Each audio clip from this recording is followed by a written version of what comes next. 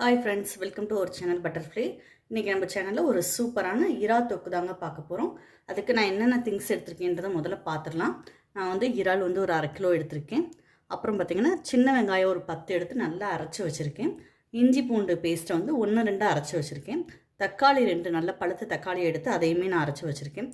தாளிக்கிறதுக்காக ஒரு 5 சின்ன வெங்காயம், 2 பச்சை மிளகா, கருவேப்பிலை எடுத்திருக்கேன். பச்சை மிளகாயை நான் கட் பண்ணாமல் வச்சுருக்கேன். உங்களுக்கு காரம் வேணும்னா நீங்கள் கட் பண்ணிக்கலாம். அப்புறம் பார்த்திங்கன்னா காஷ்மீரி சில்லி எடுத்திருக்கேன், மல்லித்தூள் எடுத்திருக்கேன், சீரகத்தூள், உப்பு.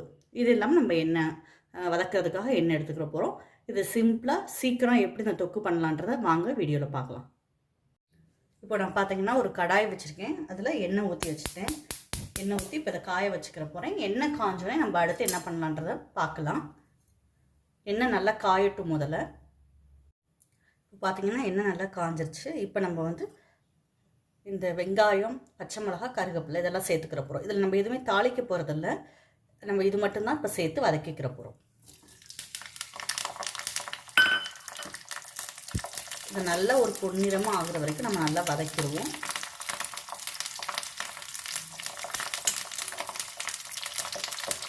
இப்போ பார்த்திங்கன்னா நல்லா உங்களுக்கு வெங்காயம் நல்லா வதங்கிட்டு ஆரம்பிச்சிருச்சு. இன்னும் ஒரு 2 நிமிஷத்தில் சூப்பராக வதங்கிடும். இப்போ நம்ம அடுப்பை குறைச்சி வச்சுக்கலாம். இப்போ நம்ம அடுப்பை குறைச்சிட்டு இப்போ இஞ்சி பூண்டு பேஸ்ட்டு இதில் சேர்த்துக்கிற போகிறோம்.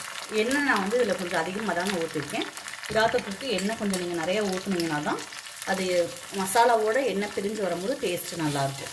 இப்போ நம்ம இஞ்சி பூண்டு பேஸ்ட்டு போட்டோம். இதை நல்லா வதக்கிடலாம். எப்போவுமே இஞ்சி பூண்டு பேஸ்ட்டு போட்டு கொஞ்சம் கைவிடாமல் நீங்கள் கிளறினீங்கன்னா தான் அது அடி குடிக்காமையும் கொஞ்சம் கருகாமையும் இருக்கும். இப்போ இந்த பச்சை வாடை போகிற வரைக்கும் நல்லா இதை வதக்கிடுவோம். இப்போ நான் இரும்பு கடாயில் பண்ணுறதுனால சீக்கிரமே இது குக் ஆயிடும். இப்போ நல்லா உங்களுக்கு இஞ்சி பூண்டோட அந்த ஸ்மெல் எல்லாமே போயிடுச்சு. இப்போ நம்ம அரைச்சி வச்சுருக்க சின்ன வெங்காயம், நீங்கள் பெரிய வெங்காயம் போட்டுக்கலாம். சின்ன வெங்காயம் இன்னும் டேஸ்ட்டாக நல்லாயிருக்கும். இப்போ சின்ன வெங்காயத்தை நம்ம எல்லாத்தையுமே சேர்த்துக்க போகிறோம். அரைச்ச விழுதுகள் எல்லாத்தையுமே சேர்த்துட்டு இந்த பச்சை வாசனையும் கலரும் உங்களுக்கு நல்ல ஒரு கோல்டன் கலரில் வார வரைக்கும் இந்த சின்ன வெங்காயத்தை நம்ம அப்படியே இந்த எண்ணெயிலேயே நல்லா வதக்கிக்கிற போகிறோம். இப்போ பார்த்திங்கன்னா நம்ம போட்ட வெங்காயம் நல்ல சுருளை சூப்பராக நல்லா வதங்கிருச்சு. கலருமே பார்த்திங்கன்னா நல்லா மாறிடுச்சு.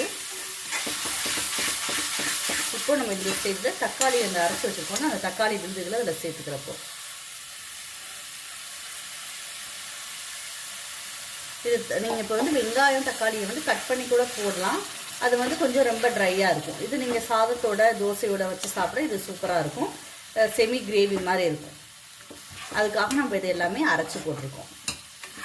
மேக்ஸிமம் சாதத்தோடு நீங்கள் சாப்பிட்றதுக்கு இந்த மாதிரி தொக்கு பண்ணுறது தான் ரொம்ப டேஸ்ட்டாக இருக்கும்.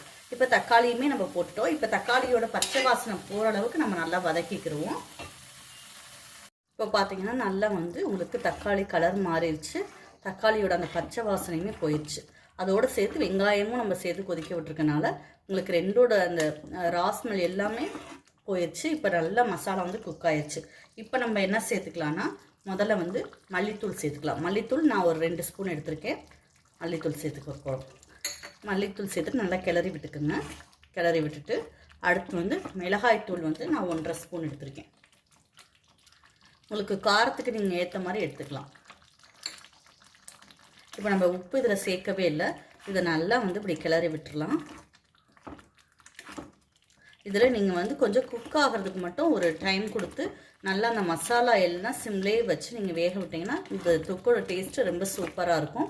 இது ஒரு 2 நாள் வரைக்கும் கெடாமல் இருக்கும். நீங்கள் இதை வச்சுக்கலாம். இப்போ நம்ம அதுக்கடுத்து உப்பும் கொஞ்சம் ஜீரகத்தூளும் சேர்த்துக்கிற போகிறோம். உப்புமே அதே மாதிரி தான் உங்கள் டேஸ்ட்டுக்கு ஏற்ற மாதிரி நீங்கள் சேர்த்துக்கலாம். நான் இன்னும் கொஞ்சம் கூட உப்பு ஒரு 1/2 ஸ்பூன் சேர்த்துக்கிறேன். அப்புறம் வேணுன்னா பார்த்துட்டு தட்டி நான் சேர்த்துக்கிற போகிறேன். இப்போ இது எல்லாமே மசாலா எல்லாமே நல்லா குக் ஆகிறதுக்கு நம்ம ஒரு 10 நிமிஷம் இல்லாட்டி 7 நிமிஷம் இதை அப்படியே விட்டுடலாம். நல்லா முதல்ல கிளறிடுவோம். மசாலா எல்லாமே ஒன்றோட ஒன்று மிக்ஸ் ஆகிற மாதிரி நல்லா கிளறிடுவோம். நம்ம எண்ணெய் இதில் ஊற்றிருக்கனால இதில் எண்ணெய் பிரிஞ்சு வந்துருச்சுன்னா மசாலா நல்லா குக் ஆயிடுச்சுன்னு அர்த்தம். அதனால் சிம்மில் வச்சுட்டு நான் ஒரு மூடி போட்டு இதை மூடி வச்சிட போகிறேன். மூடி வச்சுட்டு நம்ம ஒரு 10 நிமிஷம் கழித்து இதை பார்க்கலாம். இது நல்லா இந்த மாதிரி தளத்தலான்னு கொதிக்கும்.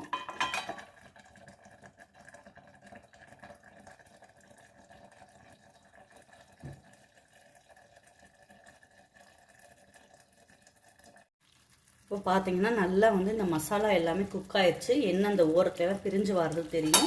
நம்ம ஏன்னா இறாலை போட்டு ரொம்ப நேரம் வேக வைக்கக்கூடாது, ரப்பர் மாதிரி ஆயிரும். அதனால் ஒரு 5 நிமிஷம் இறால் குக் ஆனால் போதும். இப்போ நம்ம என்ன செய்ய போகிறோம்னா இறால் எல்லாத்தையுமே இதில் போட்டுக்கிற போகிறோம். உங்களுக்கு இன்னும் கொஞ்சம் தண்ணியாக வேணால் நீங்கள் தண்ணி ஊற்றிக்கலாம். இப்போ நான் இறால் எல்லாத்தையுமே போட்டுக்கிற போகிறேன்.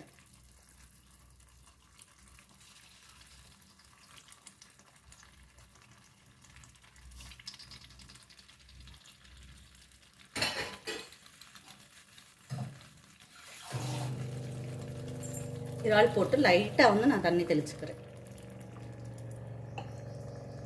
இப்போ அதை நல்லா மிக்ஸ் பண்ணி விட்டுக்கலாம்.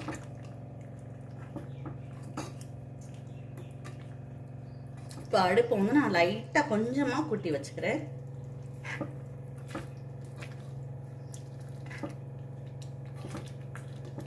ரொம்ப கிளற வேணாம், லைட்டாக நீங்கள் கிளறி கொடுத்துட்டு இதை அப்படியே வந்து இப்போ நல்லா கொதி வர ஆரம்பிச்சோன்னே சிம்மில் வச்சு நம்ம அப்படியே விட்டுற போகிறோம்.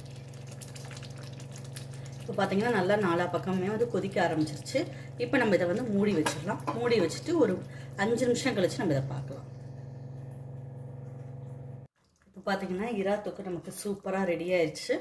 நல்லா இறா வந்து குக் ஆயிடுச்சு. ரொம்ப வந்து கொதிக்க விடக்கூடாது. இறா போட்டோன்னே அந்த சிம்லேயே வச்சுட்டு நம்ம வேறு உங்களுக்கு இரும்பு சட்டியில் இது பண்ணாலும் அதோட ஹீட் வந்து ரொம்ப நேரம் இருக்கும்.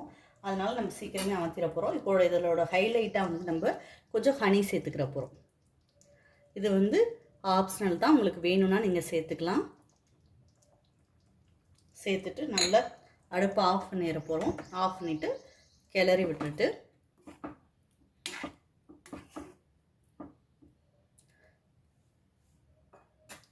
கொஞ்சம் கொத்தமல்லி தூவிக்கிற போகிறோம்.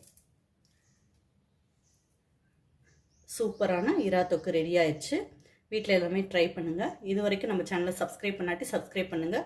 பக்கத்தில் இருக்க பெல் பட்டனை ப்ரெஸ் பண்ணுங்கள். அப்போ தான் நான் போடக்கூடிய ஒவ்வொரு வீடியோ உங்களுக்கு தொடர்ந்து வரும். தேங்க்யூ.